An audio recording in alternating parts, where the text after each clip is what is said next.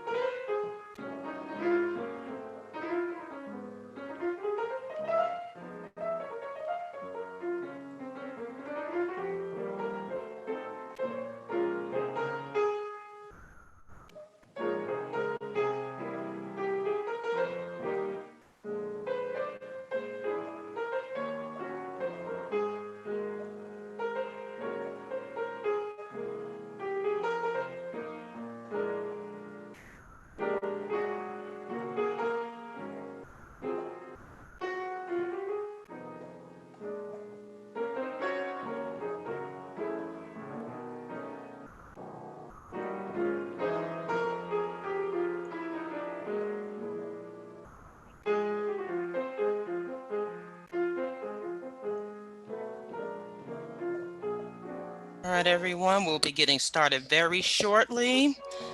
We'll give it just a few more minutes. Thank you, Roger, for providing us with some music. In the meantime.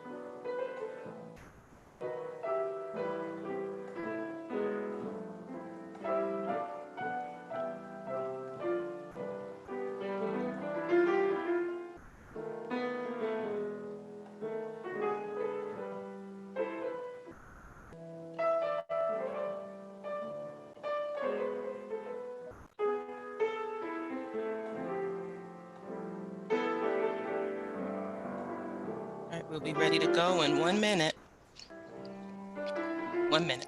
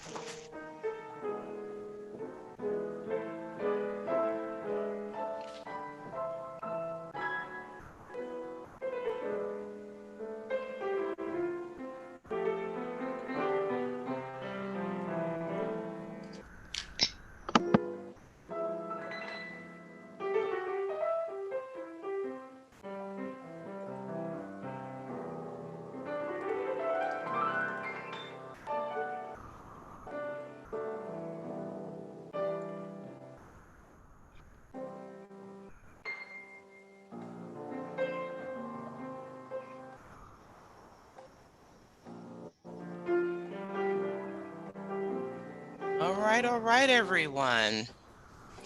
Thank you all very much. Thank you very much, Ro, for providing us with some welcoming music. We are going to get this meeting started, this event started. And very, very excited to be here with you this morning or afternoon or wherever you are joining us from your time zone. My name is Mandisa Thomas. I am the founder and president of Black Nonbelievers Incorporated, which is located in the Atlanta, Georgia area. We are a 501c3 organization headquartered in the Atlanta, Georgia area. And I might have said that before, that is dedicated to providing community for as well as advocacy for Blacks and allies who are leaving religion, who have already left religion, and who might otherwise be shunned by family members and friends. And instead of accepting dogma, we determine truth and morality through reason and evidence. I'm happy to be joined here today, co-hosting this event with the Association of Black Humanists, which is based in London in the United Kingdom. And co-hosting this event with me from the organization is Clive Arude. Please correct me if I pronounce that incorrectly. This is a celebration of atheism and humanism across the African diaspora. And what's historic and monumental about this is that as the rise of religious nuns continues to increase, we're seeing that amongst in the African diaspora and people of color across the world, we're seeing that secularism is it's increasing, and it was important, especially this year, to see us come together and show that we are doing some amazing things around the world, especially in the face of religious privilege and in some cases tyranny.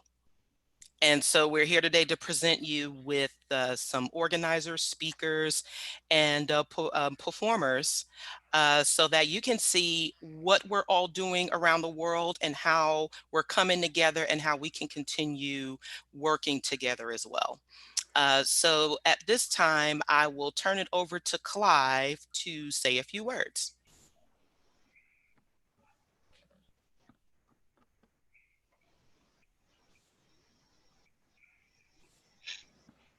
Clive, are you unmuted? Yep. Okay. There we go. There we go. There we go. Thank you very much, and very warm welcome to everyone. Great day. I'm representing the Association of Black Humanists based in the UK, and we did a little bit to help to get this event together. And again, we are here to as a sort of safe space for people who are left religions, because as we all know, in the Black community, religion is a very powerful influence. And for those who choose to leave, it can be a very uncomfortable experience.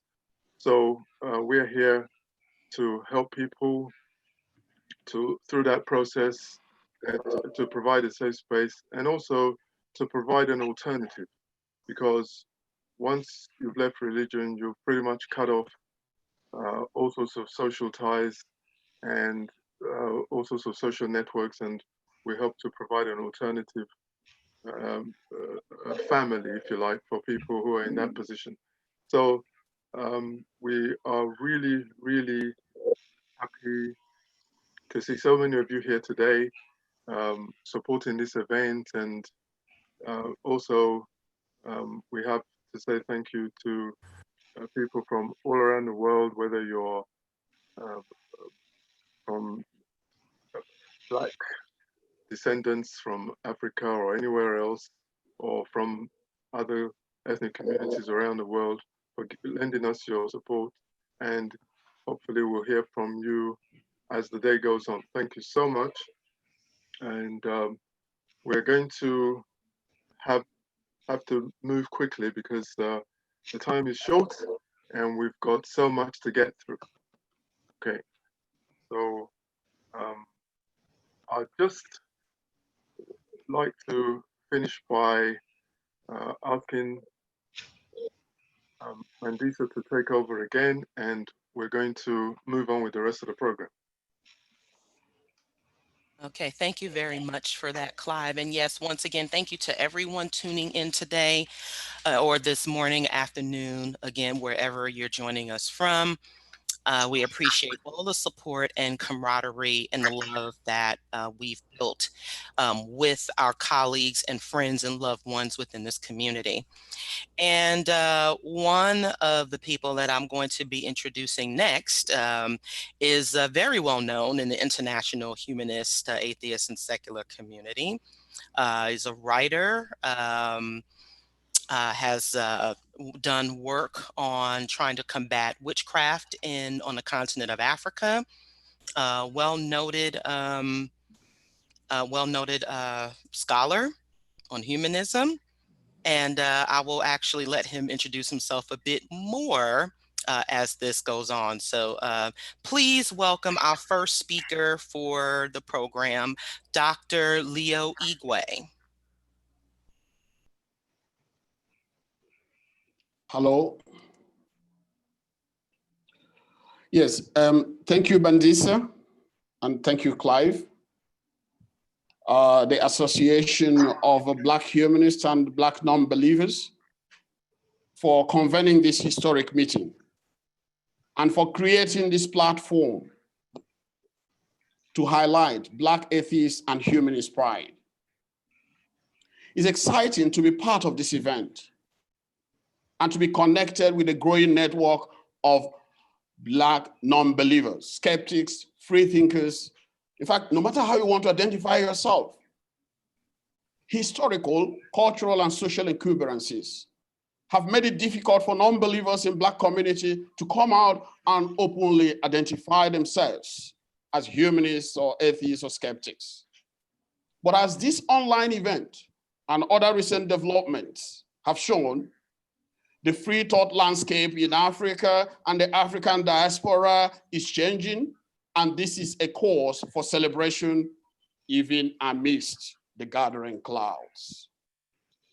The growing visibility of non-belief in the Black community is a welcome development, especially in challenging the stereotype in academic and popular literature that conflicts being Black and being religious. So this event is yet another step towards adequately situating the discourse on Black religiosity and irreligiosity. It is a step towards highlighting Black free thought specifics, Black free thought pride, solidarity, music, fellowship. For too long, Blacks have largely been associated with religious belief, magic, spiritism, and occult. The Black culture has been conceptualized as estranged from irreligious, non-theistic elements and components. In fact, some years ago, while I was doing my field work in Ghana, I traveled to a beach in Accra.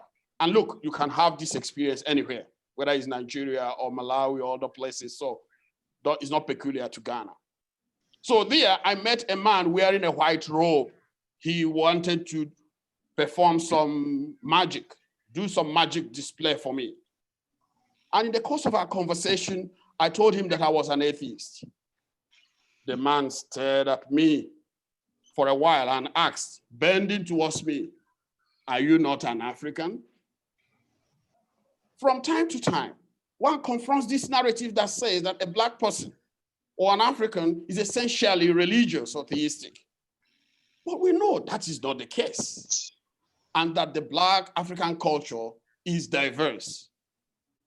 So with events like these, we explode the myth, we force the proposition, and occasion a cognitive dissonance in the minds of many.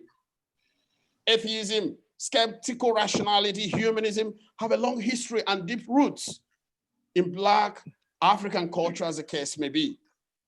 Incidentally, these cultural trends are seldom emphasized and are designated as alien or as Western or as white.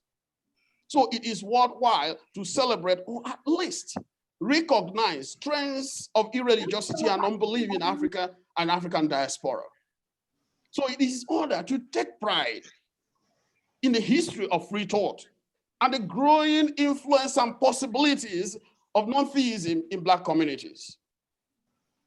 I hope this event will not be a one-off program, and that in the months and years ahead, Black non-believers will have occasions like this to meet and interact online and offline, to congregate, to fellowship. Yeah, that word should not always be used for religious gatherings. We can also use it for free thought gatherings. Yes.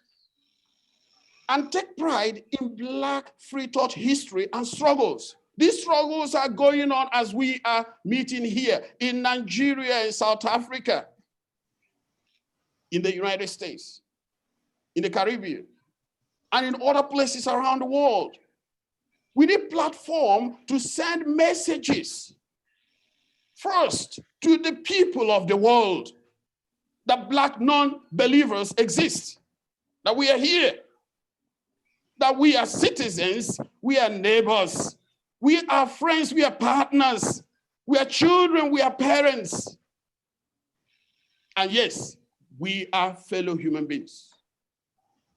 And to people of faith, that we, Black non-believers, seek to live with them in peace and in equal dignity and respect. I repeat, equal dignity and respect. And that we seek an end to situations where discrimination and persecution of non-believers is seen as an article of faith or implemented as a state policy.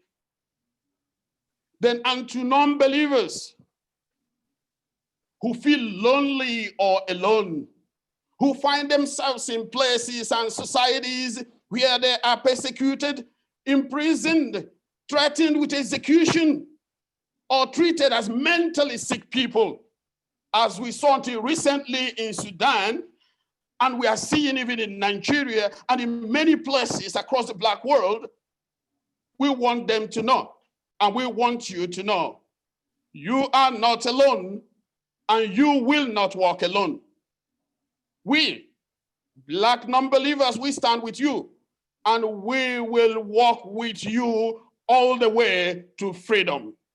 Thank you so much, and I look forward to very productive and fruitful deliberations.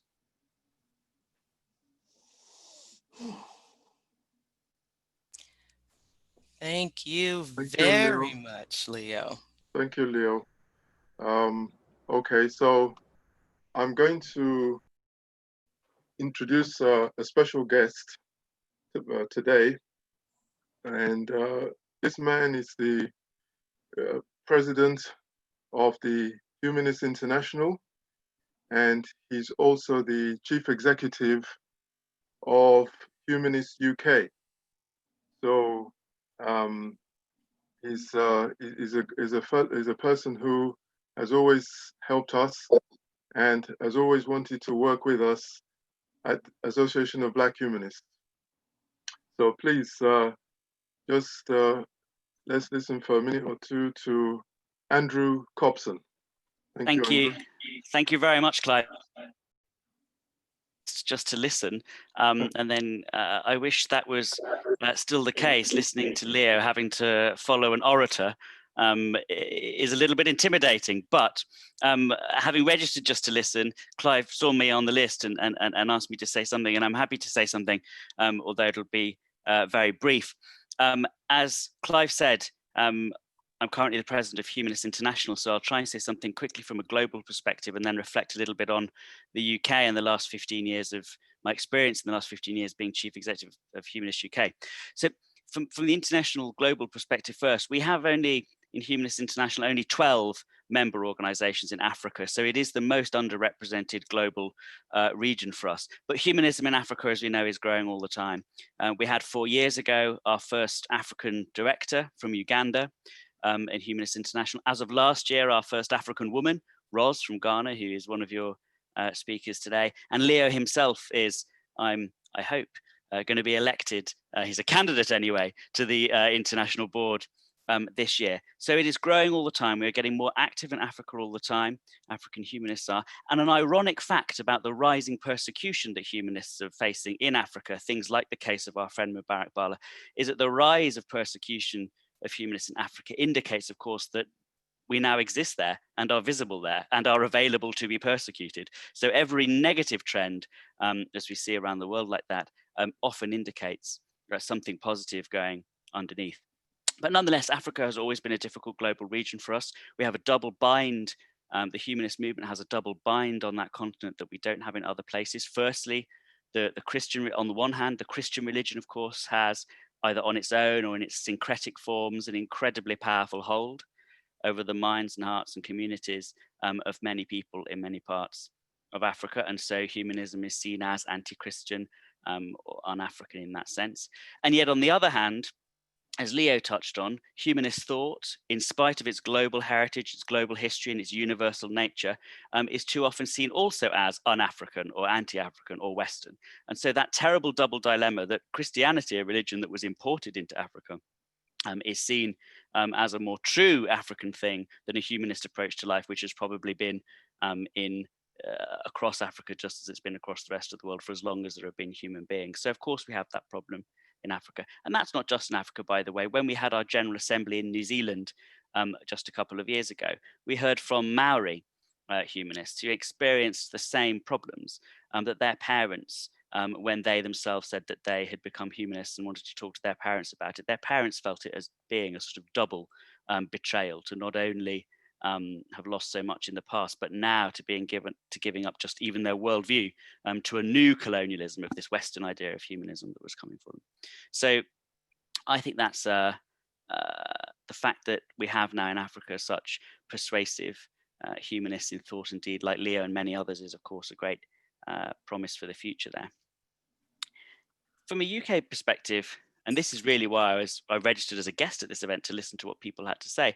From a UK perspective, my observations are slightly different. In the last 15 years, having conversations with either Black members or Black non-religious people that I meet, we get caught in a different type of dilemma. And I don't know whether this is true in the US, and I'm interested to hear more from everyone today.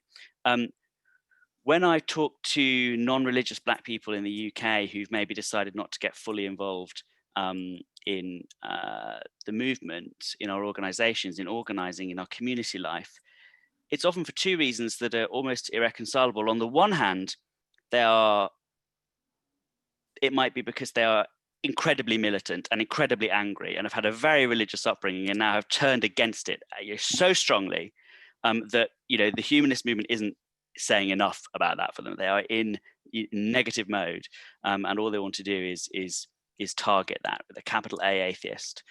Or on the other hand, they don't want to get too involved with the humanist movement because everything in their family life, in their culture, their community is religious, and they don't want to upset their mother basically by appearing, as a public humanist, and that comes up so often. So both in Africa and in the UK, obviously we face different difficulties, but both double dilemmas about getting people involved. And what's the answer? I don't know. That's where I'm going to go back to listening. But all I know is that two of the humanists who've most inspired me have been Black humanists. In the case of James Baldwin, an African-American humanist. In the case of Wole Soyinka, obviously still with us, a Nigerian. And the reason I've been inspired by them is their transcendent understanding of what the humanist approach to life can be. They were both really rooted in their individual background, culture and experience, but also reaching out. They're global, they're people who are global in their imaginative sympathies. And that's really where I end up with this, I think. The humanist approach is a universal one. It has a call for all people in this world. I really believe that.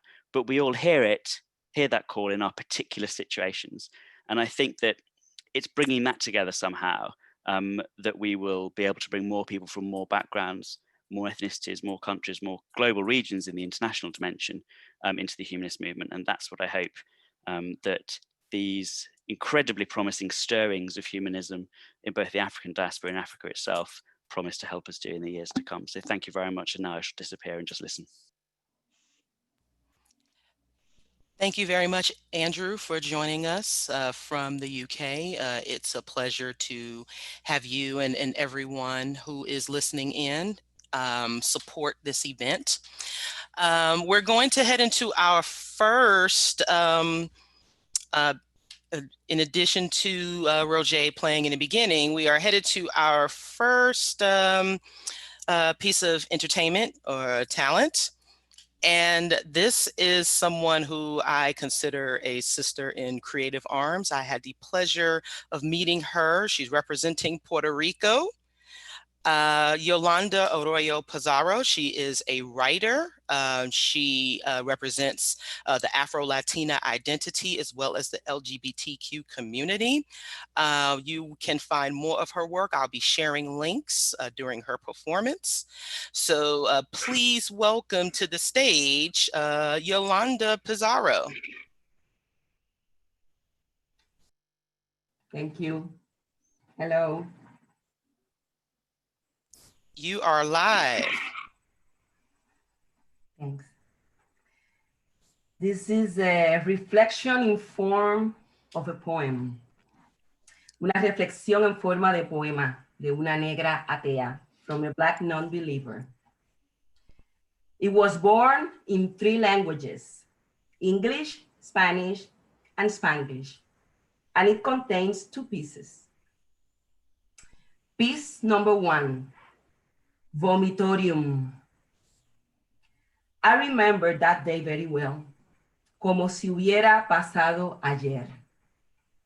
I remember the white tears and the white fragility and the white mansplaining, the misogynoir, that ugly misogyny that is worse than the rest of all other misogynies, that instant hate against my Black female skin. ¿Por qué será que molesta mucho, mucho, mucho, mucho más que sea una mujer negra quien se atreva? ¿Por qué será que molesta mucho, mucho, mucho más que mi abuela desde jovencita me haya bautizado Afrodiva? ¿Por qué será que molesta mucho, mucho más que lo haya dicho una afrolesbiana?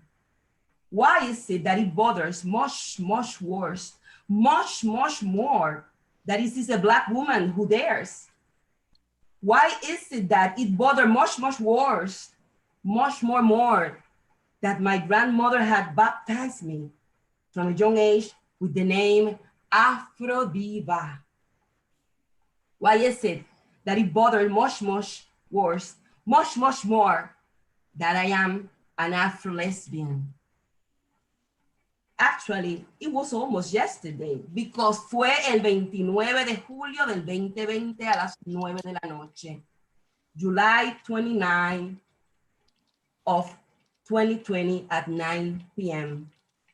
I had an epiphany and then I wrote, pregunta seria, ustedes los que tienen grupos, colectivos y corillos, ¿no se cansan de que esos grupos, de que esos colectivos y esos corillos sean tan blancos? Es demasiada la blanquitud en sus proyectos. Es vomitivo. And I meant, serious question, why do you have groups, collectives, clusters, and corillos so white? Do you ever get tired of being so white? I mean, this is Puerto Rico, hello 2020. How come there is still so much whiteness in all of your art, cultural projects? It is vomitorium. El escritor puertorriqueño, blanco, cis, Juan López Bauzá, autor de la novela barataria y premiado, galardonado con premios literarios, of all people, decide to answer me. He decide llamarle reverse racism a mi cuestionamiento, a my question.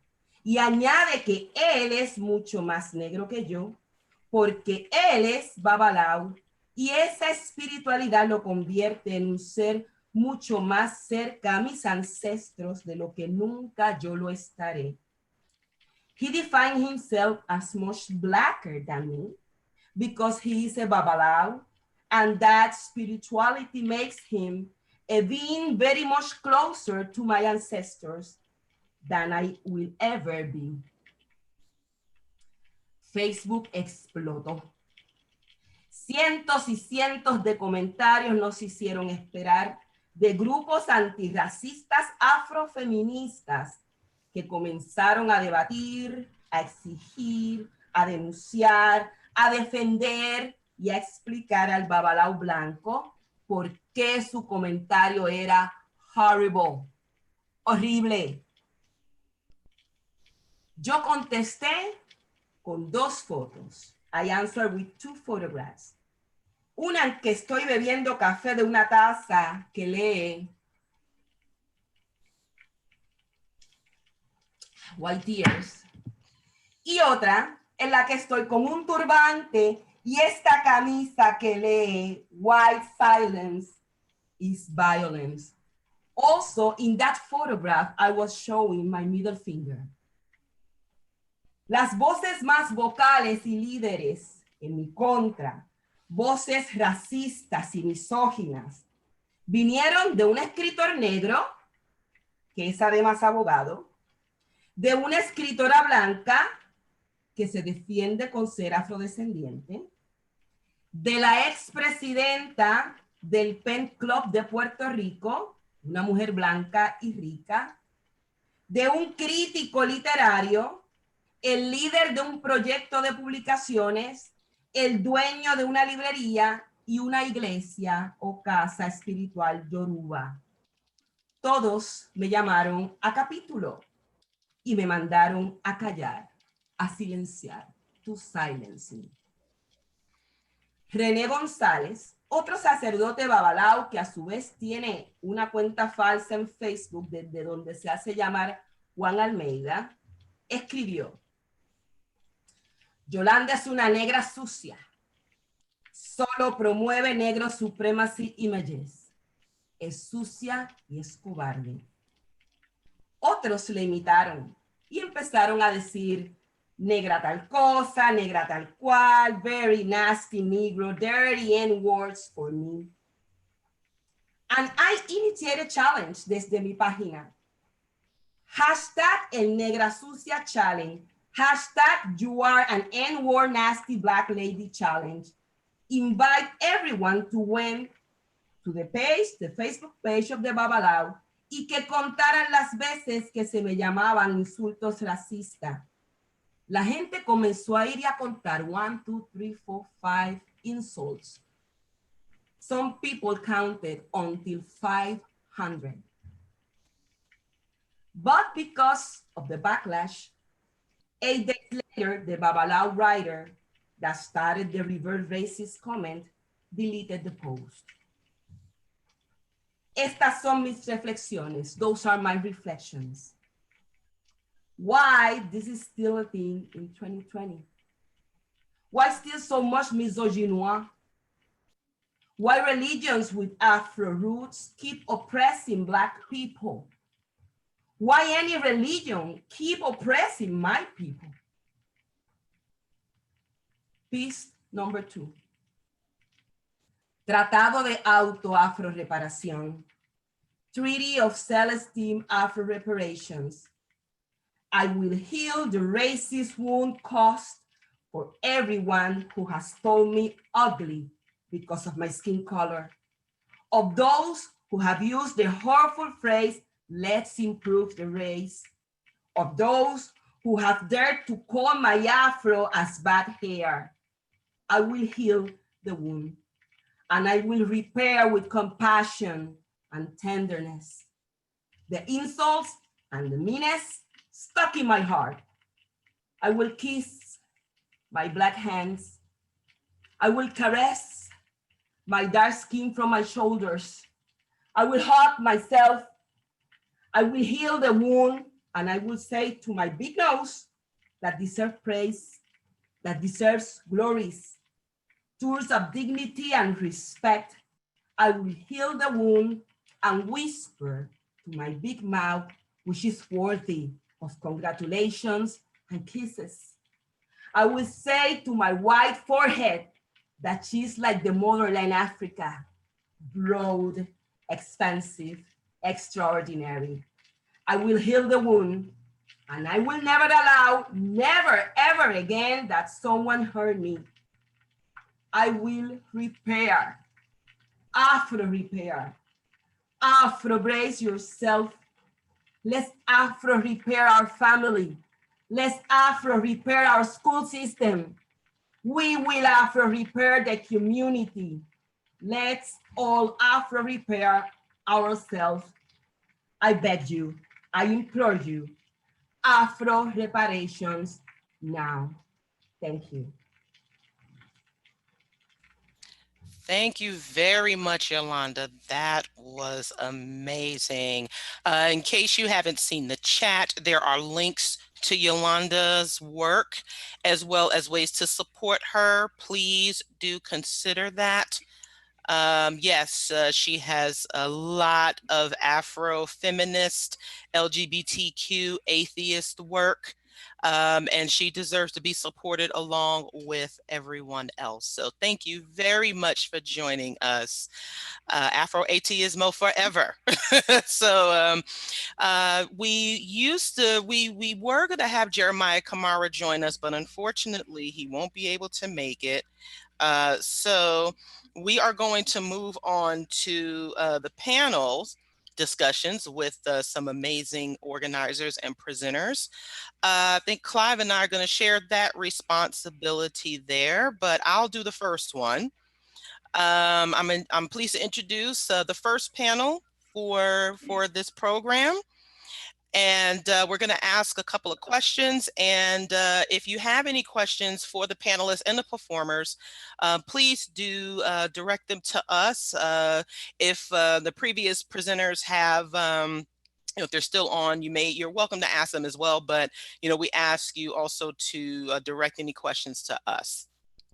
So I'm pleased to, once again, here's our first panel. We have Kato Mukasa representing Uganda. I have Lola Tinubu, who is representing the Association of Black Humanists out of the UK. We also have Clive Forrester from Yardi Skeptics out of Jamaica. We also have with us Uday Kumar joining us from India. Thank you all very much for joining us today. And we're going to ask the first question. We're going to ask two questions, and we ask that each response be limited to about 2 to 3 minutes. So the first question is, how can humanism and non-belief progress when livelihood and culture is so strongly tied to religion? And whoever wants to start that first can.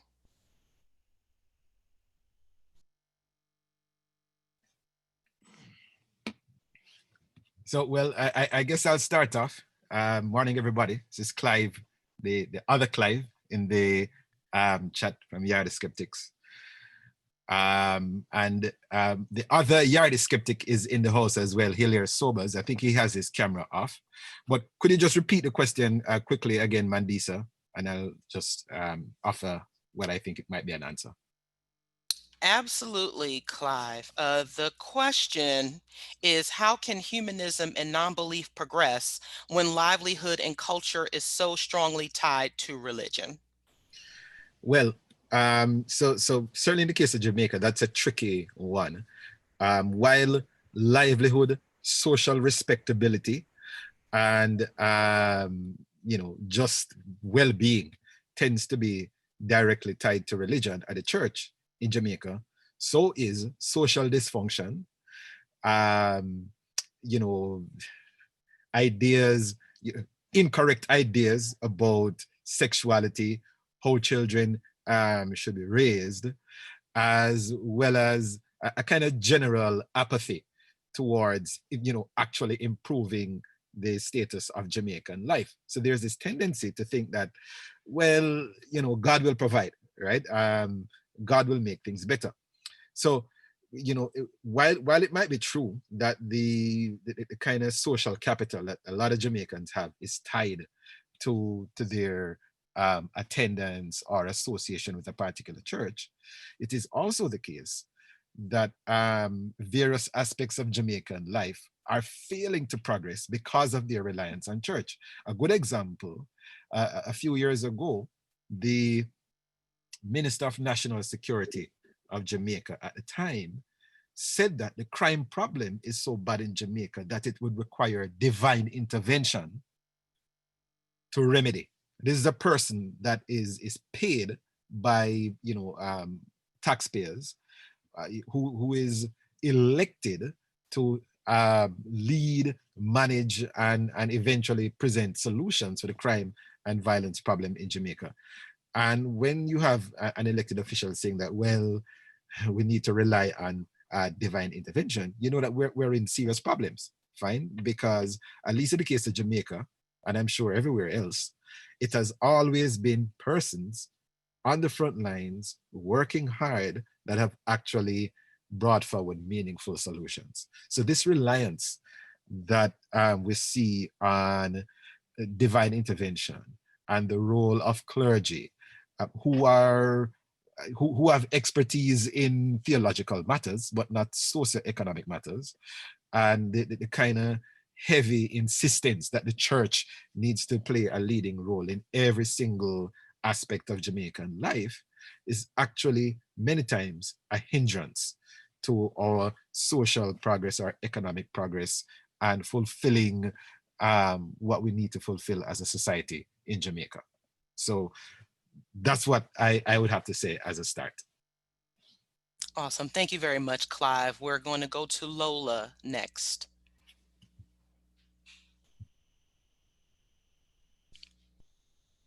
Lola?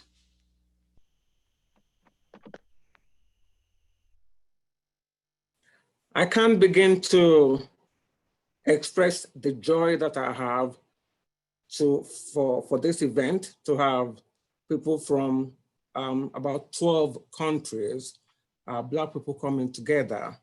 As has already been, as everyone knows, to be a non-believer and a Black person is just,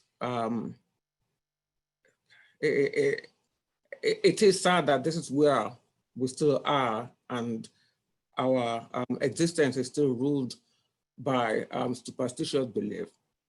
Having said that, the message, it is a message that I have today, and the message is for us, Black unbelievers and other unbelievers throughout the world. I've always said, religion has little to do about God. And religion actually has little to do about the belief. It seems it's about the belief, but when we take time to look deeply and we dissect it, we have to understand it's not about so much about the belief, and it has little to do about God. When we become, I remember when I first became an atheist, I went crazy. I was angry. I was militant. I wanted to destroy religion. I had that energy. That was my mission for the first 5 years. Now I regret that. I now take a look, especially in Africa. Religion is your bread, it's your butter, it's your love, it's your hope. We have a lot of hopelessness. When we become atheists and we think we are intelligent, we are not intelligent until we accept what religion is and truly is. We don't have government. We don't have ambulance. If something is wrong with you, you can't even get an ambulance. That is what religion is. And religion has moved into that space. So when we talk, when we ridicule, we can ridicule religion. I'm not saying we cannot ridicule belief. I'm not saying we cannot ridicule ideas, but we need to be careful how we are doing it. And this is the message that I have for atheists. When people go to a religious gathering, what religion does, even though it may not be true, and sometimes people don't even need the truth. Unfortunately, we need the truth. I want to correct that. But sometimes the truth is not enough. Sometimes you would rather have false hope than nothing. When people go to church, it's about the promises. Deep down, sometimes people know that their pastors are lying. People are not stupid. I've been there with all the reasons why we are all atheists now, those of us that believed before. We had questions, and people are still asking those questions. They are sitting in churches. Do not think that they are stupid. Do not think that they are not questioning their leaders. Do not think that they are not questioning their belief. Do not think that they are not asking, where is God? They are asking those questions. When they go to church, Sunday, I was an Adventist, Saturday or Sunday is the day, one day a week, you dress up in your best clothing. You look in the mirror, you feel good. Sunday or Saturday, one day in the week, when you go to places and you dance your heart out and you forget that you haven't eaten much. You've been hit, no, you cannot afford to cool yourself. Your children are sick, but that moment you are dancing, please do not ridicule that dance. Do not ridicule that dance. That day is the day they are hugging each other and calling each other sister, my brother. Please do not ridicule them. Ridicule their leaders. Ridicule the leaders. And as atheists, as humanists, we need to step it out of, we really need to step out of the social media and just saying to people, this is what your Bible believes. This is what your Bible says. People don't read their Bible. The pastor, they tell them one line, love their neighbor as themselves. If you pay attention to what the preachers, they have about 5 verses. Don't tell them what the Bible says. They're not reading the Bible. When they come to our platform, when they come to atheists, a lot of people are asking questions. Do not put them off, please. I'm begging you. When they come to our platform, let them find solutions to their problems. What do we have to offer other than ridicule? What do we have to offer outside of telling them how stupid they are? They are not stupid, I'm telling you. Do not call desperate people stupid. When they come to our pages, what are they reading there? Do they see love? Do they see love? Do they see solutions? These are the things. There are things that we need to criticize. There are things that we have in common. Let us pay attention to what humanity needs and what humanity has in common. We need fairness, we need equality, we need freedom of thought. For example, this is where my brother Leo Igwe, the thing that is championing, even believers will be behind him. There is a Muslim in Nigeria now who has been sentenced to death.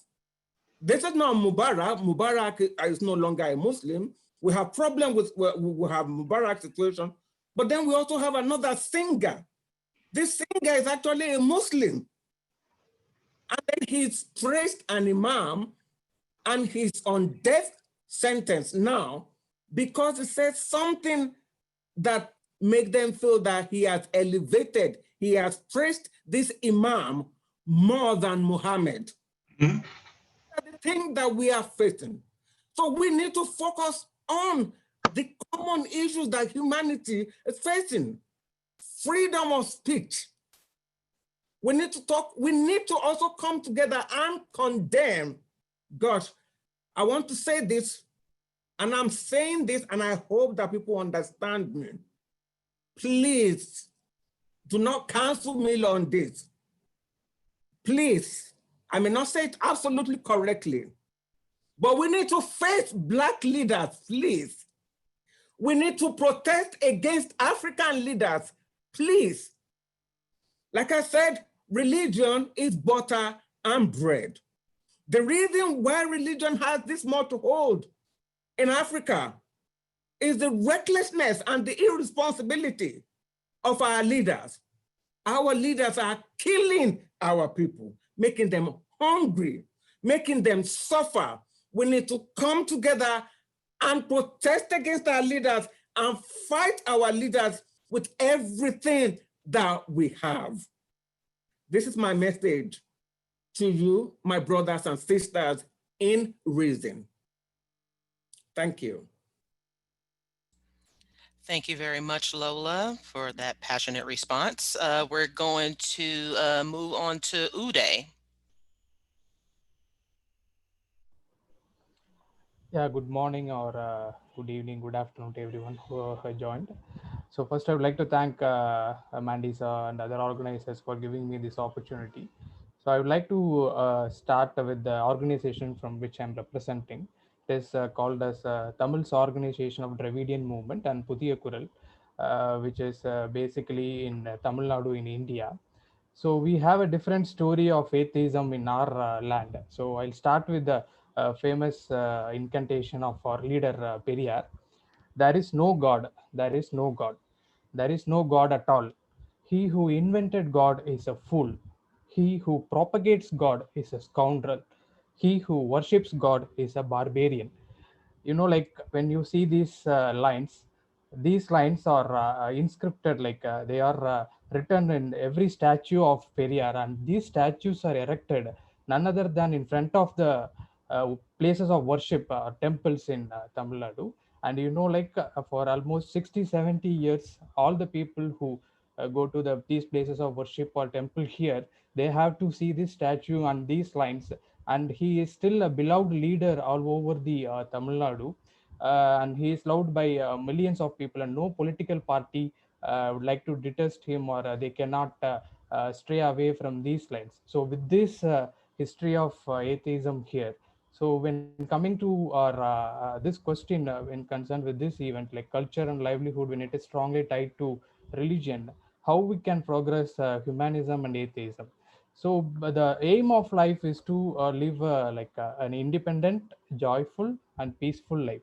So when we see these cultures and other livelihoods that these religions prescribe, do you think they are these cultures and livelihood will take us to a place where we can have an independent life or a peaceful or joyful life?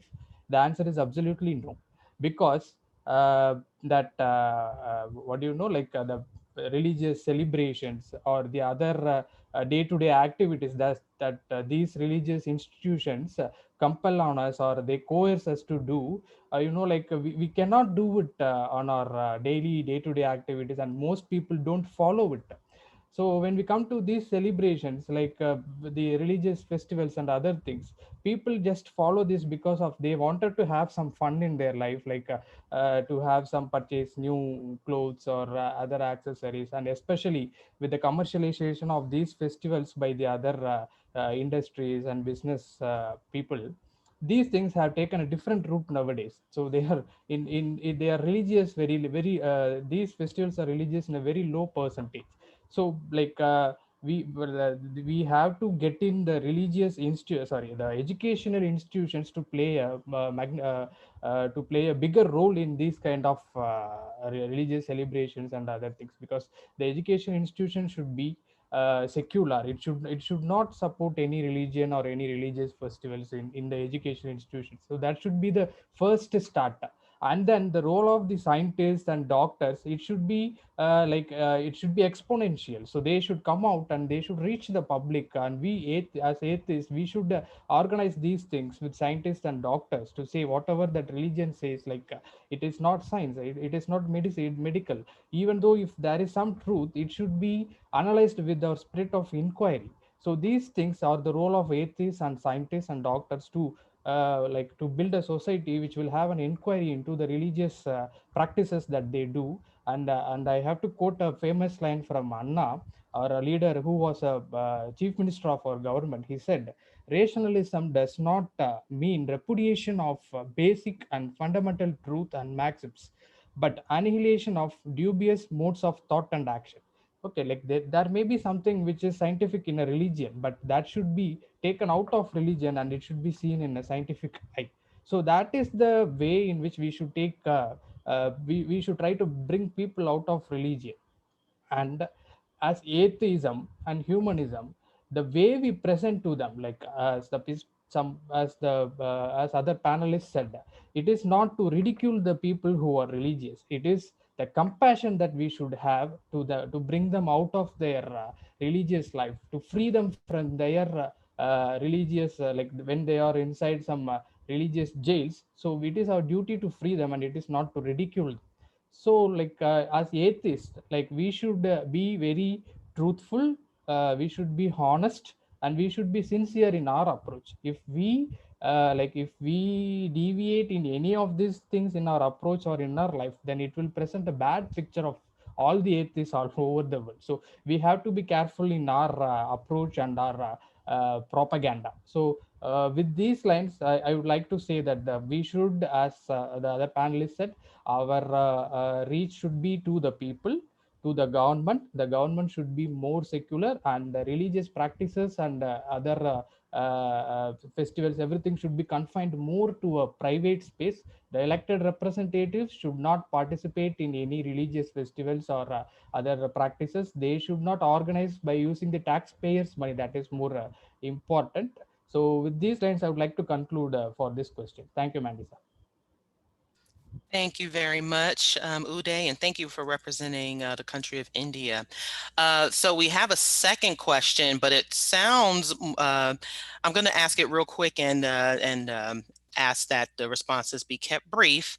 How can humanists and non-belief organizations increase their capacity to respond in a crisis to support communities? And I'll start again with Clive. And this is any kind of crisis in general? I guess, because since there's many, so yeah. Well, so I think one of the things that humanist groups could do is to ensure that they actually have a community, right? I know that individuals here in this meeting now are a part of different groups and so on. And I imagine that many of these groups started online, right? Started on Facebook, they started digitally and so on. And I'm a part of a group called Jamaicans for Secular Humanism, which is on Facebook. And one of the hardest things with a lot of these groups is to get them out of the social media space, fine? To kind of mobilize persons and get them, in communities, whether it is a crisis or even when there's no crisis, right? To get them out in communities, show our faces, which is hard for a lot of Black persons, a lot of Jamaican persons who identify as atheists or agnostic, don't want the public to know, fine? So that is the hardest part of it. And I think just as how religious groups will mobilize themselves, whether it's a crisis or not, humanist groups should be doing exactly the same thing as well. It might include volunteering. It might include simple things like having a kind of, especially now, having a kind of homework or after school tutoring free of cost, run by a humanist association. And unlike religious groups, we will not be trying to convert or whatever. Fine. So my area is linguistics, And I teach academic writing as well. So if you have a child who is in high school, at university, maybe it is a case that a few humanists like myself could get together, run an after school program. It would have to be via Zoom nowadays. But this is an ongoing crisis that we're facing, this pandemic, and a lot of students are struggling as it relates to maintaining, academic studies and so on in a kind of, beneficial environment. And humanists certainly could respond to something like that. So I think that would be very crucial to kind of organize our community and then mobilize our community without any added pressure to preach, to convert, to kind of solicit membership or anything like that. Fine. We are humanists. We have expertise in a variety of different areas. And whenever the community is in a crisis, or even when there's no crisis, we are willing to help, we are willing to volunteer. And if you ask us, yes, we are non-believers too. So I think that could be a possible approach. Yes, thank you for that, Clive. Lola?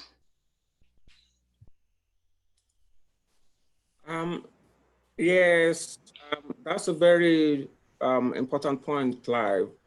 At the moment, for many Black non-believers, the social media is their safe space, and coming together, it depends on which country you are in. For those of us who are in places where we can come together and we feel safe to come together, I think, there are different problems. There are day-to-day problems for even non-believers. So we, at the Association of Black Humanists, we try to befriend our members so that it's a one-to-one relationship, and we try to encourage each other and uphold each other. But I think outside of our community, because one of the things that religion has done so successfully is to say to the world that we are here for people in need, and we are here to deal with world crisis. And we don't have the means to, to occupy that space yet, because it takes a lot of money to respond to crisis in the society. But I think that the thing that we can look into as groups is to attach ourselves to existing non-religious charity organizations, so that when there is, we should try and have formal relationship with certain organizations. For example, I think in Nigeria, I know for a fact in Nigeria, the Amnesty, there is a kind of connection between the Nigerian humanists. I think Brother Leo Igo will be in a better position, and the Amnesty International, so that they highlight certain things. So we need to attach ourselves to different organizations that we can work with, so that when there is a crisis, then it's not just the voice of priests and religious leaders that have been heard, or it's not just them that are visible, because that's one of the things that people ask, what do you do? What are you, religion is a charitable thing. What do you actually do? But we do things. Most of us, we contribute through existing charity organizations. But I think we need to create more attachment and a better structure, so that when there is a crisis, we can be there and be seen with them, and then lend our voice and practical support. Thank you very much, Lola. And finally, Uday. Yeah. Regarding this crisis management, that we have to respond as a single body, or as a single under a single banner of atheists. I would like to say that again, that what Periyar said, like Kadavulai Mara Manidanai Ninu, it means that forget God and think of humans. So we know that there cannot be any divine intervention to resolve any problem. So it means that only humans, like we have to take care of all our crises and we have to resolve them. So when we speak about crisis, like when we have to connect throughout the world, first we have to ensure that we have a minimum rights to speak against the government that is existing, because like if it is because of a religious something, religious riots or something, and if we have to come out and respond to that crisis, and if the government has a rule that we should not oppose the religion or faith, which would in turn hurt the religious sentiments of people, then obviously we'll be under the action of law. So for that we should first come up with a universal like sub rights, like universal human rights or something like that, which would ensure that we can speak in any country or in any part of the world against the religion and against these kind of atrocities, and we should be ensured that we have the right to speak first. So that freedom of speech throughout the world is, I think, is the thing that is most important. And the second thing is that all the agitations or the protests or demonstration that we organize or we take in the name of atheism, it should be more peaceful. It should not be there should not be any violent activities in it, and it should be it should be organized in a more perfect way, and we should not be afraid of any other threats of religious fanatics or anyone. So that courage is more important, and that decorum is more important when we have to respond as a crisis, and we all should stand together under a single banner of atheism. Yeah. Thank you. Thank you very much. And that concludes the first panel. Thank you very much to our guests for their very powerful and insightful words. We hope you stick around for the for the rest of the program. At this time, I'm going to turn it over to Clive from ABH so he can introduce our next performer.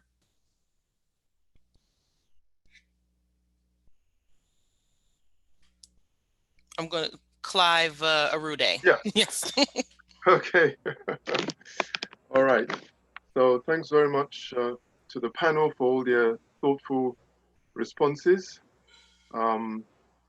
We are not going to have another, or the person we intended to entertain at this very moment, simply because he didn't show up. But what we can do is to ask if we could have a little bit of tinkling of the ivories from Roger. Is he still? Yes, Roger, who I'd like to introduce, who is in addition to being a performance artist, is the chief organizer for the DC affiliate of Black Nonbelievers. And as you can see, we have some very, very talented folks across the diaspora. And that's also important in building our community as well, and one that is based in reason and evidence. So, Roger, if you wouldn't mind Sure. performing for us at this time, that would be great. Thank you. I'm going to post the links to your work as well. Sure. Thanks so much. It's such a pleasure to be here, and I was just speaking about how full I am to be in fellowship with everybody that's on this call, representing all of our diversity and so forth. This is a song that I wrote, and it's on one of my many albums that I've got. Can everybody hear me? Can you all hear me all right? Just a little bit louder, please. Okay. Yeah. There we go. That's a little bit better? Let me just... Yes. Okay. So the last full album that I did a few years ago, and I've got many, but I did a project called The Shedding, which was sort of the project that I did when I had transitioned out of religion. And I wrote this album called The Shedding, which had a lot of... And this is a song that I play every time I do my show. It's called Good to Know You.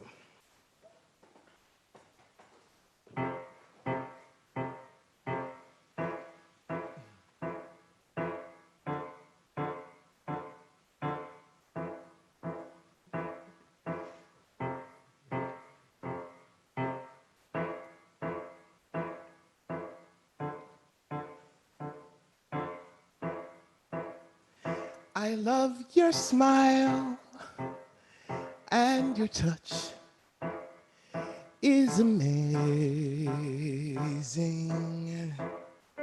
And all the while I will write after years of nothing. It's good to know you. It's good to love you. It's good to know you. It's good to love you. I love your swag. Every day is a day. I'm grateful. I'll go the mile. What you do, where you go, I'm with you. It's good to know you.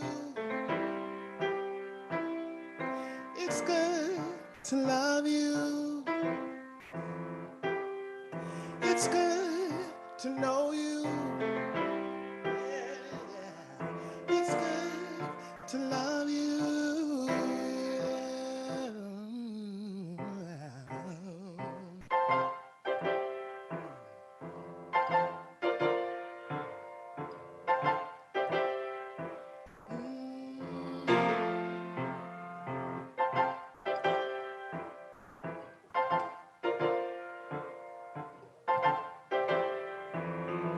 I've gotten your taste on my lips. It's a sweet relief. When things were dark, you were light. You have changed me inside. It's good to know you. Yeah, it's good to love you.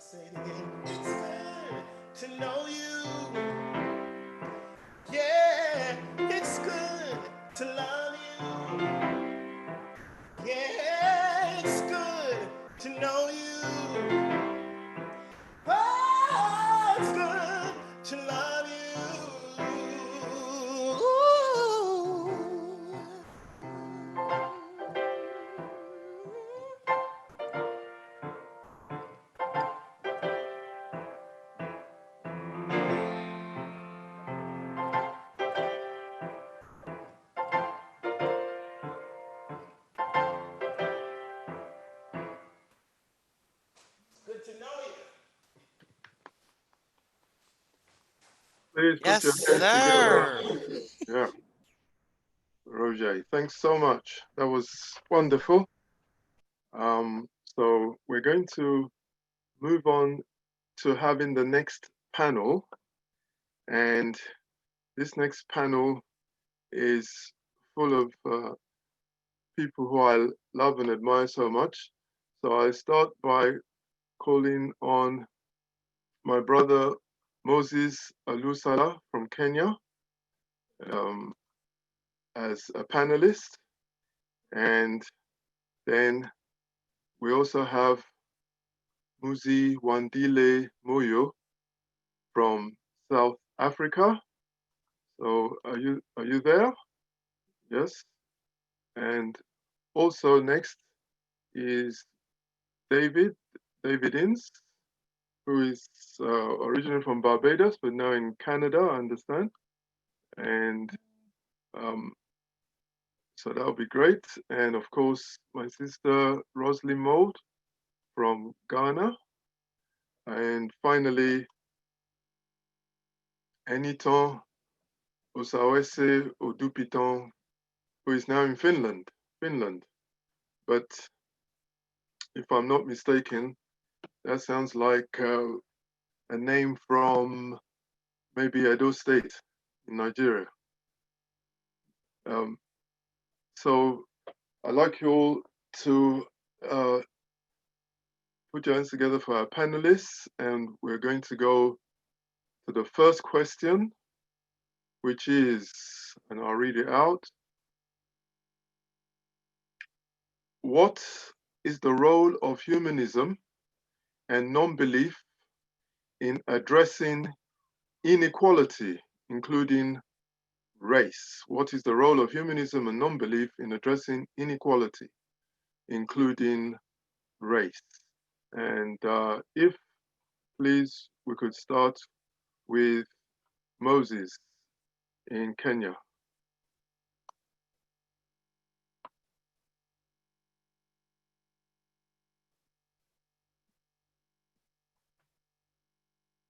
No, Moses, you're still there, or you decided to? Okay, you have to. Hello. Yes, Yeah. there we are. Can you repeat the question? Yes, certainly. Can you repeat the question? Yes, I will. So, Yeah. the question is, what is the role of humanism and non-belief in addressing inequality, including race inequality? What is the role of humanism and non-belief?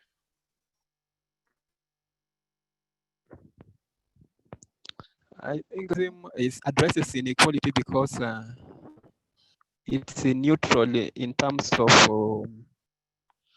religious preference. For example, here in Kenya, there was a time many organizations here in Kenya, they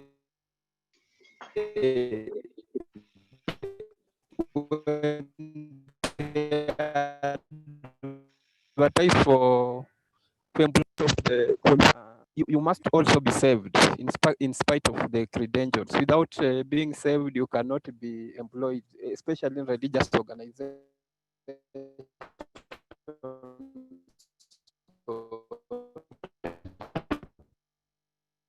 Institutions which are set up by discrimination. It's the role of humanist organization to point out to such type of discrimination and ensure that all types of organizations do not discriminate on basis of religion.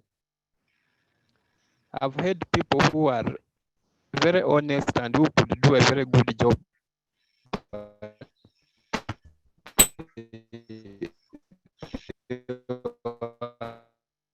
Are not able to, they are not in belief system. That's the major area where I find this discrimination and where humanists can do a lot to change the situation.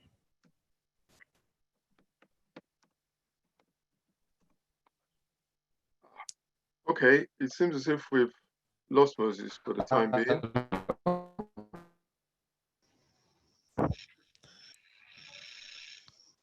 Okay, Clyde, we might want to move on to the next panelist until we can get Moses back. Thank you, Moses, for the response that we've heard so far. Okay. So I'd just like to ask Roslyn to please answer the same question.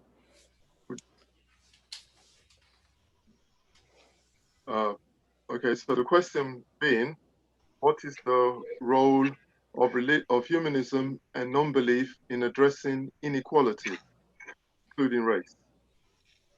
Hello, everybody. Good morning, good afternoon. And first of all, I'd like to give a very big thank you for giving me the pleasure to be on this at this event. And I hope you're all keeping safe during this time.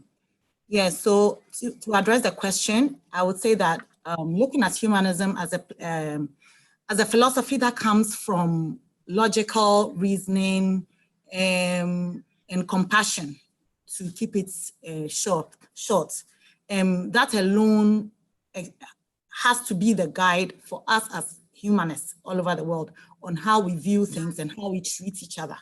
And when it comes to inequality in Africa, for example, and even in Ghana, where I'm from, there are more issues on inequality in various ways. The economic gaps between, and the economic classes between the people, there's colorism, there's tribalism, which is also very much across the continent.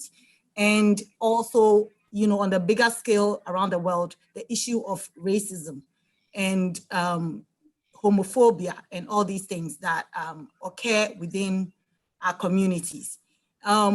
We as humanists are the ones who have to change the narrative and change the voice and bring the voice of reason from that perspective, to bring the voice of logical thinking, critical thinking, free thinking into the conversation. Because for us, especially as Black people or as Africans, it has been a very big issue, especially through colonialism that brought a lot of the religions, especially Christianity, to this side of the continent, that brought this narrative. And now we've taken it so personal. Religion has become such a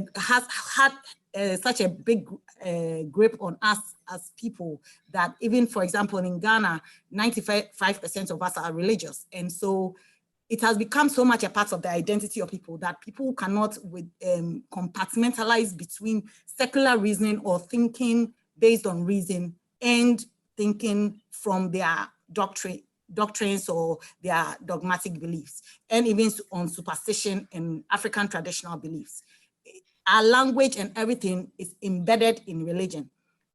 Before colonization and after colonization. Before colonization, most of the African languages, even in Ghana that has over 40 tribes, have this idea of traditional worship of a supreme being and had the local names for it. But when colonization came, the Judeo-Christian God became the Onyankopon, the name given to the supreme being that we used to worship traditionally as this God, supreme God that is our creator and everything.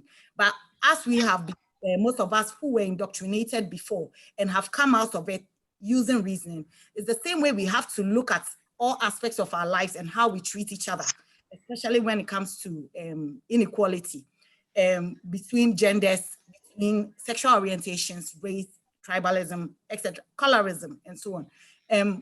And it shouldn't just end where we think about our religion and how religion affects us, but in all other aspects of our lives. And so I think that it's about time that we really change the narrative and make it part of the conversation and drown out the voices of religious dogma on social media and in other avenues as well, even in our own personal life. Sometimes it doesn't take, to be this huge advocate or activist to make change, but within your community, within your own family, your friends, your workplaces. I know that a lot of us are still facing a lot of backlash or discrimination as Black atheists or Black agnostics. And I know that a very few of us have the privilege to come out and speak about these things, but please, let's empower each other to rise above that, to be brave enough to come out and speak out about what we think and how we think that we should treat each other. And it starts with us. And we hope that our allies, that is the white people as well, who are in our humanist community, would be there to back us, knowing that we all fall under the same understanding of what secular humanism is and how we need to treat each other and how it will make the world a better place. Thank you. Thank you very much, Roz. That was very well said. So I'm going to ask David Ince, who some of you will remember, I certainly do, from him hosting Free Thinking Ireland. I'm going to ask David Ince to answer the same question. What's the role of humanism and non-belief in addressing inequality? Please, Dave. Yes, thank you so much for being here, for having me here. And I'm in Barbados right now. Sadly, my dad just passed away, but I also do quite a lot of work in Calgary, in Canada. So I have some interest from both of those countries. But yeah, I think it's a very interesting question. How I would build on this is that as humanists, we have the chance to bring God, that supreme being, out of the equation. And that, in a way, leads to what should be a more equal playing field. Because a lot of religion, what you're doing is you're putting God at the head. And a lot of what we're doing, therefore, is doing what we should be doing to please him. And naturally, that tends to be, therefore, not what, that builds a hierarchy. Whereas when we start from humanism, we can start from bottom up. Every human being has worth in this world. So we can start that every human being should have a voice, and therefore marginalized people get in from the beginning. And I think that would really take a lot of the issues out in terms of the biases, because we're not now, it's not contaminated by what some other being, who often happens to be white, European, and that coming with that religion, but actually comes from what we want. And realizing that we can build the rules from we ourselves, so it empowers us. And I think it starts from us having a voice. Very often I find in the Caribbean, the people in church or people who even come out here don't feel that actually they have a right to say what's good for them. And we see that a lot of times in racism, that the white people want to say what's best for Black people. And we often as Black people let them do that because we don't really feel that we have the right to say what we can do for ourselves. So I think that just that way of looking at it, a different philosophical point, can make that very, very different. And I think as we push education and the idea that that critical thinking is important and that well-being of humans is important, we can then start to bring in these issues that we talk about, not only racism, LGBT, we talk about gender equality, all those kind of issues that we can start from a reasonable, rational discussion, not just taking dogma that's already out there. So I think that's a good place to start. We have a better way to even pull in different religions, because we're not saying that one is greater than the other. We're saying that we have this common identity, this common belief system, which is that human beings need to be put first. That's the humanist position. And I think that's a good way to start it. And we look at and see the inequalities that are there and the need to push forward with that anti-racism in order to get where we want to get to. And I think if we start from that rational position, rather than saying that how things are traditionally are how they need to continue to be, we will go further. Because, you know, when it comes to racism, the more that you can keep the status quo, or say that the status quo is good, the more unlikely you are to make changes. And religion is all about status quo. We as humanists have to be all about changing things up by putting everybody, by giving everybody a voice to start with.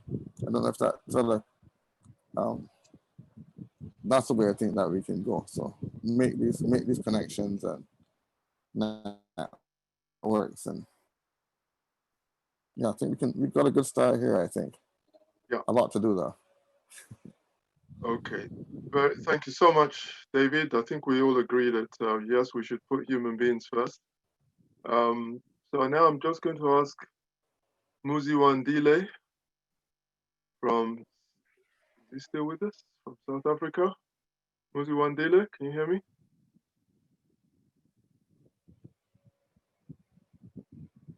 Yes. Good evening. Can you repeat the question one more time? Yes, certainly. So the question is, what is the role of humanism and non-belief in addressing inequality, including race? What is the role of humanism and non-belief in addressing inequality? All right. First of all, thank you for inviting me to this chat. I think basically it's about the power structures that we have. If we can control, not necessarily control, but if we can get, like, for example, politically, for people to even consider an atheist as a political candidate, it's unheard of in Africa, especially here in South Africa. It's near impossible. So if we can just get our voice out there, then we can make policies that affect change. And we know that if there was a humanist, for example, in power, then we wouldn't face much of the problems that we have now. There wouldn't be any bias coming from religious dogma or tradition or other factors that contribute to that kind of thing. And as for racism, that's one of the elements that would be eliminated by such an endeavor. But I think as humanists and skeptics and all the likes, we shy away from like politics, or we don't want to step on any toes because we're a minority as it is. So we want to, I think, tread lightly and like not ruffle any feathers. And I think that should change. And we should start in our own communities, give word out there that we exist and such people are around, because your neighbor could be a skeptic or humanist and you wouldn't know because we don't speak about it. We don't have, I'm not sure, but I think this is the first one that we've done, like this first meeting. And this should have been done ages ago, but I'm glad it's happening. So I think we should start at grassroots levels in our communities and get ourselves in positions that enable us to create change. Otherwise, even if we grow in numbers, it's not enough to make the changes that we want to see in the world. Yeah. Okay, that's wonderful. I'm so happy to hear the young ones already on this path. You know, it took me a lot longer to realize religion was bullshit. So I'm very happy to see that, and I'm sure you're going to ruffle a few feathers, Muziwandile. So thank you. Now I'd like to call on Eniton, Osawese, or Dupiton to answer the same question, please.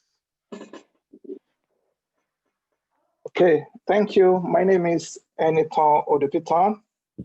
I'm originally from Nigeria. I'm based here in Finland. I work and live here.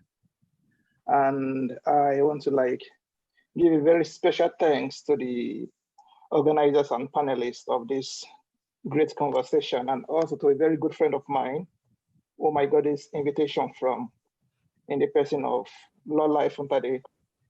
We've been friends for over close to 8 years now, but on the social space, and we've not actually met in person. So I really want to say a great thank you for really considering me to be on this panel. So going to your question, which says, what is the role of humanism and non-belief in addressing inequality, including race? I will try to like break this question into parts. Like, I mean, for listeners after this conversation, like I will start with the definition of humanism, which is the belief in an advocacy of human and the environment we exist in. Like, this is what we all have now. We don't have like a year and after. So it is like a core belief that we have to make this place a living space whereby we can all harmonize and live together happily. And the core belief for humanists is did before creed. We put into action before thinking of political affiliation or religious affiliation, because humans come to mind. And if we're not talking about how the role of humanism in addressing inequality, most humanists believe inequality is deeply rooted in religion, tradition, and culture. It could be in the form of caste system, gender role, sexual orientation, age, marital status, and so many other examples like that.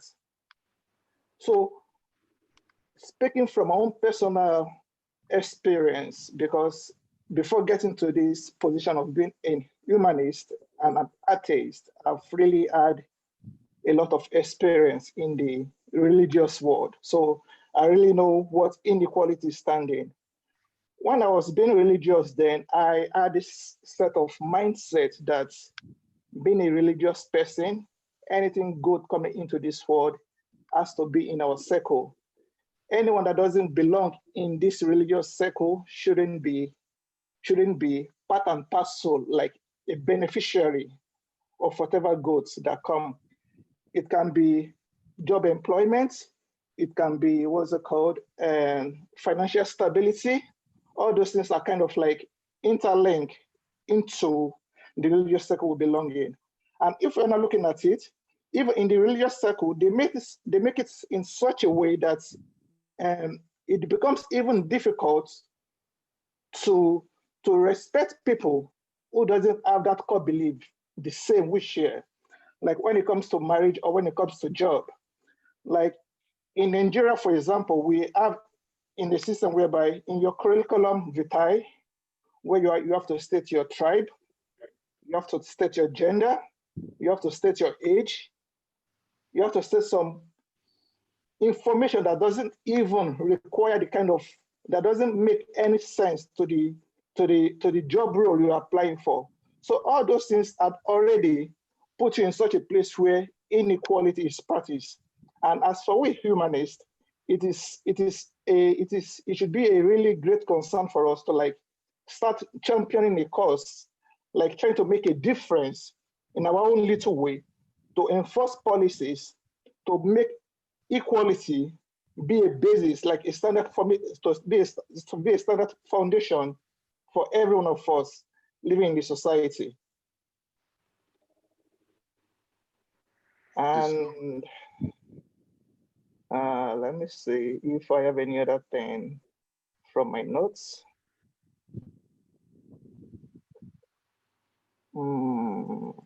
I think that's all for now. That's all for now. Lovely, thank you. It was a great answer. So I'll just like to thank all the panelists for their answers. We're running a bit late, so I'm going to use my power as an organizer to scrap the next question, and I'll reintroduce Leo Igwe to say some words to kind of wrap up and to start wrapping up. I'll just quickly introduce Leo Igwe again. You know, this is the man, this is one of the people who is responsible for what was for a new group at the time in 2012, London Black Atheists. And when we reached out to Leo, he was in Germany at the time, you know, with a new group starting up. Will you do a talk for us? He was so happy that, oh my goodness, a new atheist, you know, rational group is starting up. He came over and gave us a fantastic talk, which you can still see on YouTube. is breaking the taboo of atheism in Black communities. And so he saw the fans, he saw the embers, he saw a little glint of light, of atheism and humanism and rationality springing up somewhere. And he came over and he fanned those flames and he got our group going. So all you big people here today, if you see any chance you get to encourage some other fledgling group to get started, please take it and spread rationality and enlightenment everywhere to make the world a better place. And now, if Leo, please, if you could just come in and say a few words again. All right. Thank you so much. It's been a very inspiring day and inspiring talk. And I'm going to just quickly tell you about the case of Mubarak. Then I'll wrap up with a few words. Mubarak was with us in court. Let me use it that way. But today, we don't know where he is. We don't know whether he is alive or dead. What was his offense? He wrote something on Facebook that annoyed some Muslims. I spoke with him 2 days before his arrest, and he was getting death threats. And I told him, let's report to the police. He told me, no, that it will escalate the matter. Now you can see where we are today. 2 days after that, they arrested him, took him to Kano. And we really don't know today if Mubarak is alive or dead. They have been blocking every effort to give him access to a lawyer, to formally charge him, even to allow the wife and the 6-month-old baby to see him. So we are still doing our best to see what we can do to get Mubarak released. And of course, you may have heard the case in Pakistan, where somebody who was brought to court, who was accused of blasphemy, was shot in court.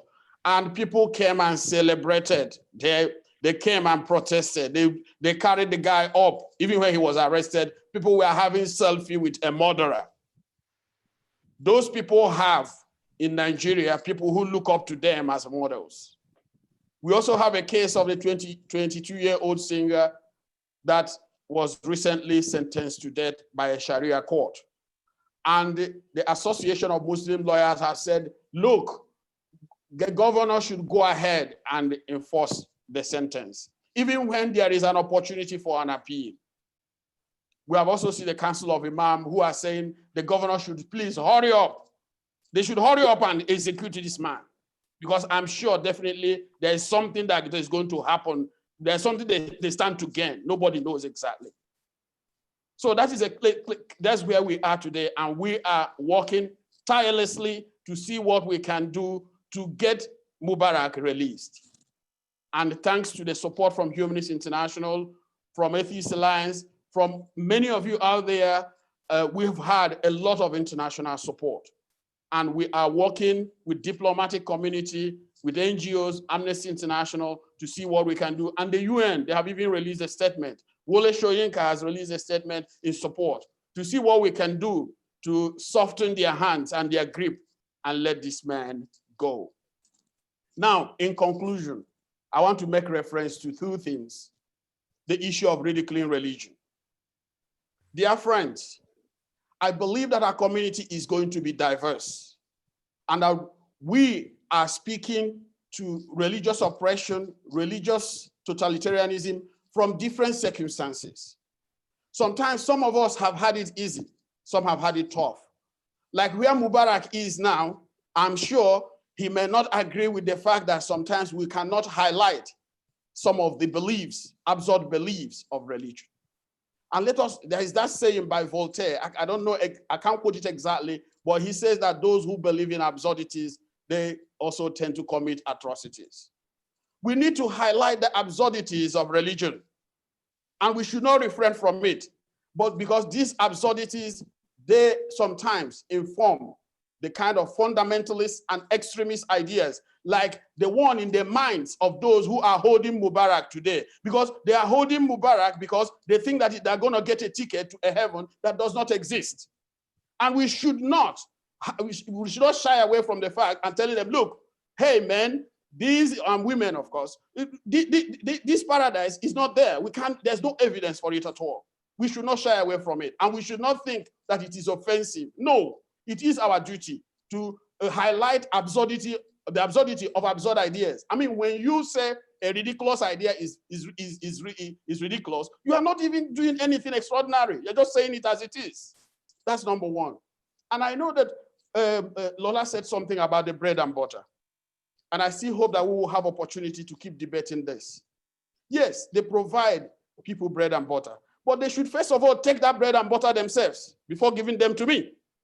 That is what we are saying. So what happens there is that, yes, if they take this bread and butter, they're comfortable with it. If they want to give it to me, I have a right to question and say, hey, who made this bread and butter?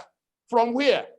And I also have a right to reject the bread and butter. It's not by force. The problem is that they provide bread and butter and they want to force it down the throat of other people. So I believe with this movement, we will have to come together and begin to highlight those absurdities that sometimes inform extremist beliefs and ideas. Fanaticism. People want to go to paradise and wear white clothes. And you ask them, which body are you going to wear white clothes? Is it the one that has just decayed in the grave? They said they will be singing internally. Singing which song? Which tongue are you going to sing? It is important that these fundamental absurd beliefs be highlighted because they actually shape the attitude of people. And sometimes atheists and non-believers and skeptics are the targets of the persecution.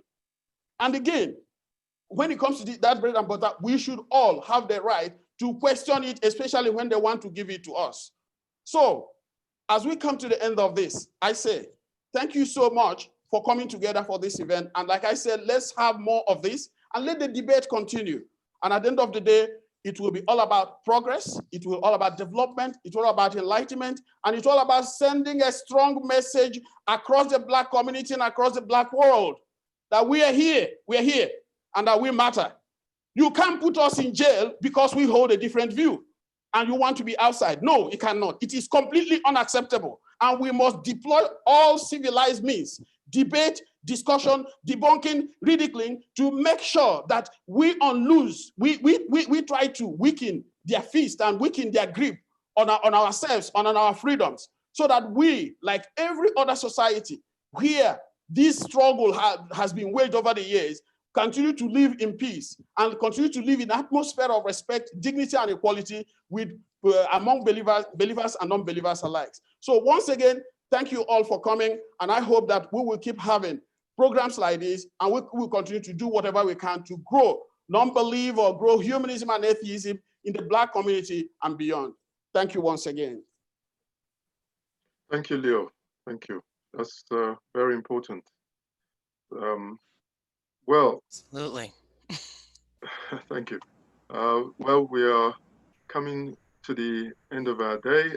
We've had important discussions and in the panel groups and messages from Leo.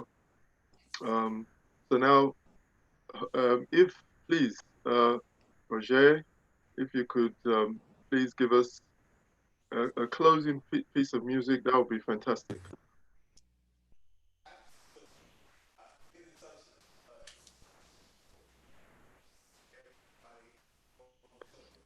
Roger, are you there? I can hear you. Can you hear me? Yes, we can hear you now. I was just saying it's such an inspiration to be here and to hear everybody speak and to see everybody's beautiful faces and pictures from all over the diaspora.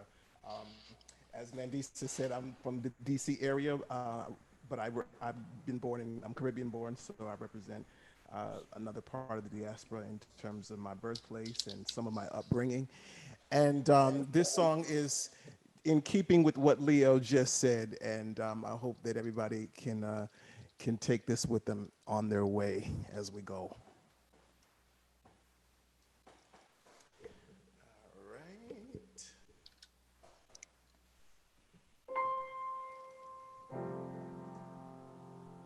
right.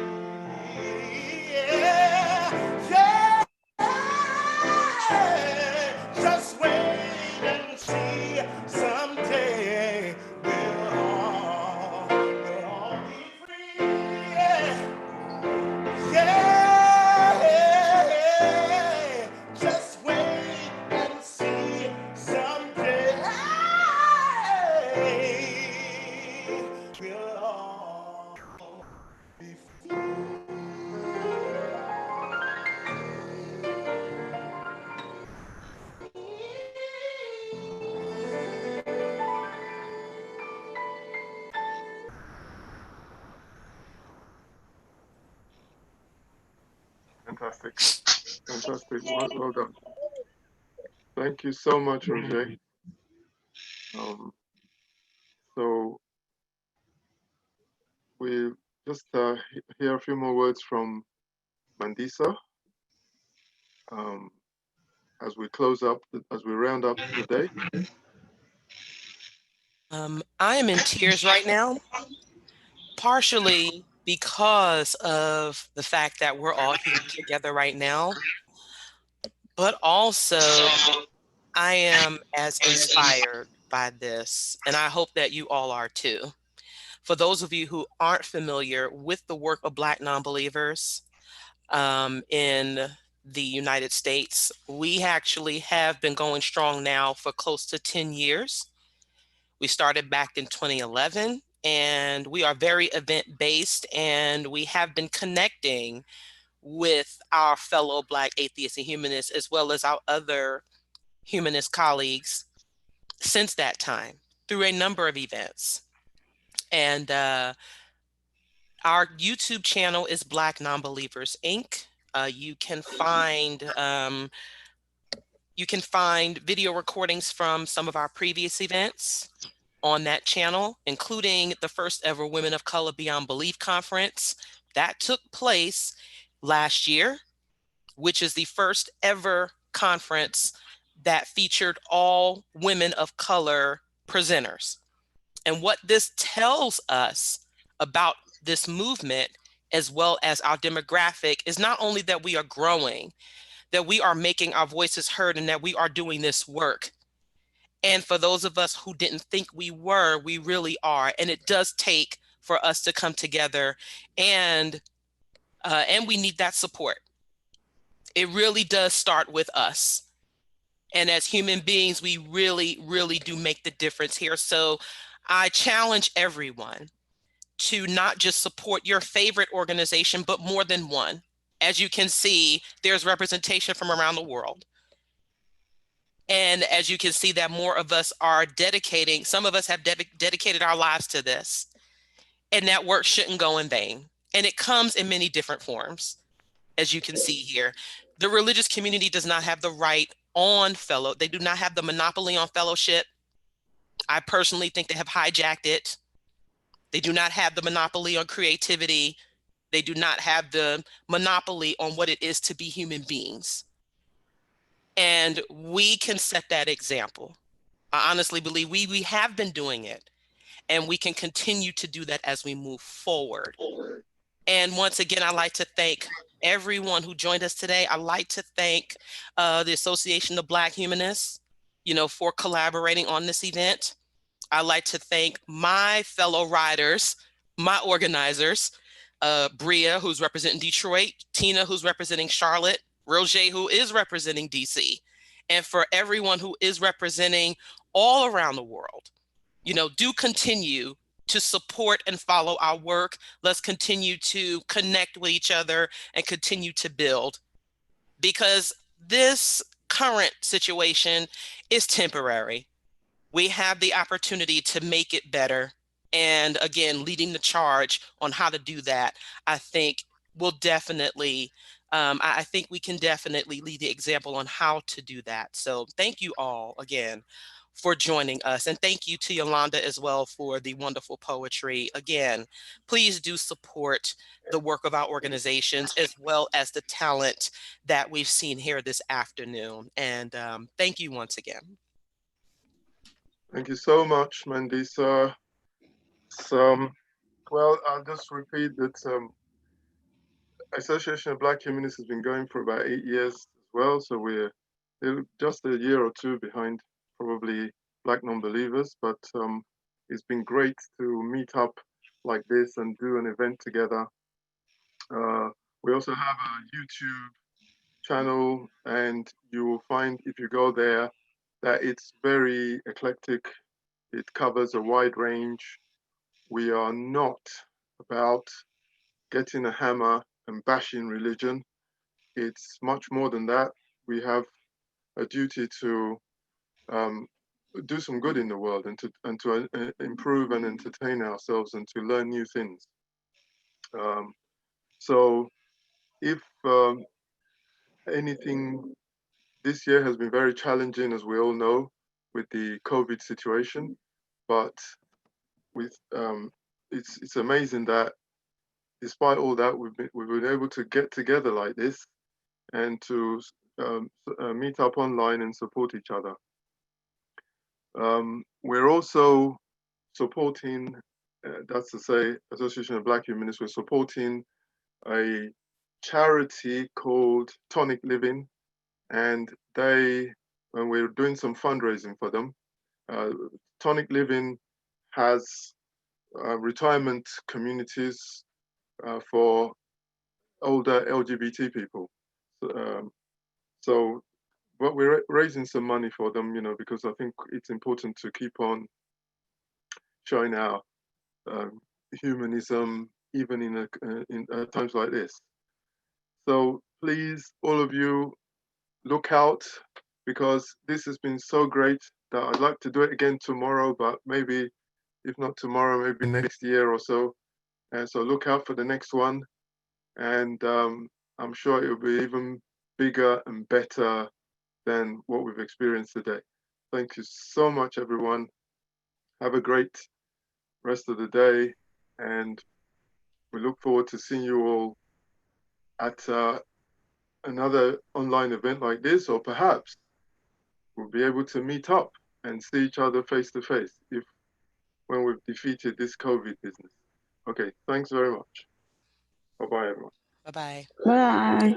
Thank you. Bye. Bye, Bye, everyone. everybody. Thanks for coming. Thank you. So, Bye. Bye. Bye-bye, everybody. Hello, Peace out. Marisa. Bye, everyone. Bye. Bye-bye, everyone. Thank you so much for joining us. And thank you, Leo. Thank you, Leo. Thank you, Rose. Thank you, Clive. All right, take it easy. A little more. Little more. thank you. Bye, everyone. Oh, sorry, actually, one last thing, just before